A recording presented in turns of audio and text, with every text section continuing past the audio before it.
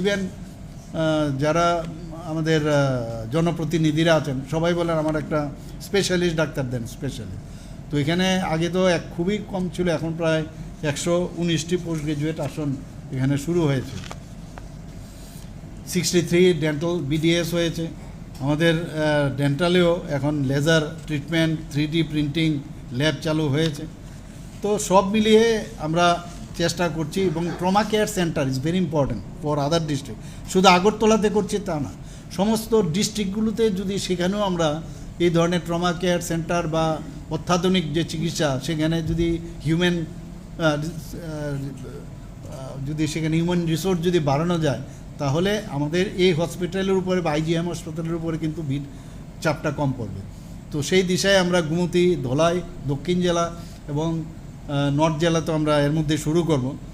তো প্রধানমন্ত্রীর জন আরোগ্য যোজনা আপনারা জানেন, মুখ্যমন্ত্রীর জন আরোগ্য যোজনা, তো এইগুলো তো আমরা শুরু করেছি। এতে করে প্রায় আমাদের 277 কোটি টাকা প্রধানমন্ত্রীর জন আরোগ্য যোজনায় সেখানে সেটেলমেন্ট হয়েছে। মুখ্যমন্ত্রীর জন আরোগ্য যোজনায় প্রায় 37 কোটি টাকার উপরে সেটেল হয়েছে।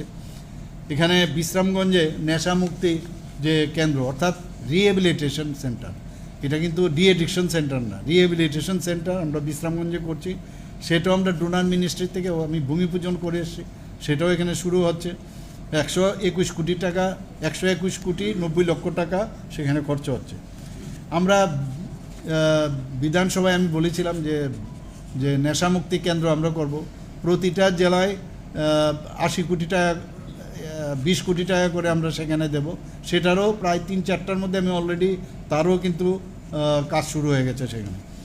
আমরা মুখ্যমন্ত্রী নিরাময় আরোগ্য অভিযান একটা নতুন চালু করেছি, hyper tension, diabetes, blood pressure, cancer, এবং একটা স্ট্যাটিস্টিক্সে দেখা গেছে প্রায় 65% মানুষ শুধু এই নন কমিউনিকেবল ডিজিজে মারা যায়। তো এটার ভিতরে কিন্তু আমরা জোর দিয়েছি 3 মাস প্রথমে, এরপর আস্তে আস্তে করে সেটা বাড়াবো। মাস্কাও আপনারা জানেন যে বাচ্চাদের 0 থেকে 19 বছরের, সেটাও চালু করেছি। এবং স্কুলের মধ্যেও আমরা হেলথ কাভারেজ সমস্ত স্কুলে, সেখানেও আমরা একটার পর একটা আমরা কাজ করছি। এখানে একটা টার্সিয়ারি সেন্টার, একটা আই হসপিটাল আমরা করব, সেটাও আপনারা অলরেডি আগেও আমি বলেছি, সেটা 100 বেডেড, মেবি রিডিউস টু 80। তো এই ধরনের একটা আমরা এখানে ILS-এ যেতে বা দিকের যে জায়গাটা, সেখানে আমরা করছি। 1132টি Ayushman Bharat health and wellness centre 2024-25 আমরা চালু করছি। এরকম অনেক আমরা চাইছি যে, এবং ডাক্তারবাবুরা এবং আমাদের যারা এর মধ্যে আপনারা শুনে খুশি হবেন যে সব কিছু তো আছে। কালকেও আমি একটা জায়গায় আমরা বসে কথা বলছিলাম, চিফ সেক্রেটারি মহোদয় ছিলেন এবং আমাদের চিফ জাস্টিস থেকে আরম্ভ করে অন্যান্য, আমরা বলছিলাম ওনাকে যে আমরা একটা টিম আমরা অলরেডি এইমসের মধ্যে পাঠিয়েছি, ডাক্তার থেকে আরম্ভ করে মানে আপ টু নার্স পর্যন্ত, তাদেরকে 1 থেকে হোক 3 মাস পর্যন্ত তাদের ট্রেনিং, একটা ডিপার্টমেন্ট ধরে ধরে আমরা ওইখানে, যেটাকে মাননীয় প্রধানমন্ত্রীজি বলছেন যে দক্ষতা উন্নয়ন প্রয়োজন। আমি ডাক্তারি পাশ করলাম আর আমি যদি ভাবি যে আমি সব জানি, তাহলে কিন্তু এটা ভুল হবে। আপডেট থাকতে হবে, নতুন নতুন জিনিস আসছে, নতুন নতুন মানে সব AI চলে এসছে এখন ডিজিটাল থেকে দূরে। তো এইগুলোর জন্য আমরা পাঠিয়েছি, মোস্ট প্রবলি দেয়ার না, so they will be coming next, আরেকটা আমরা পাঠাবো।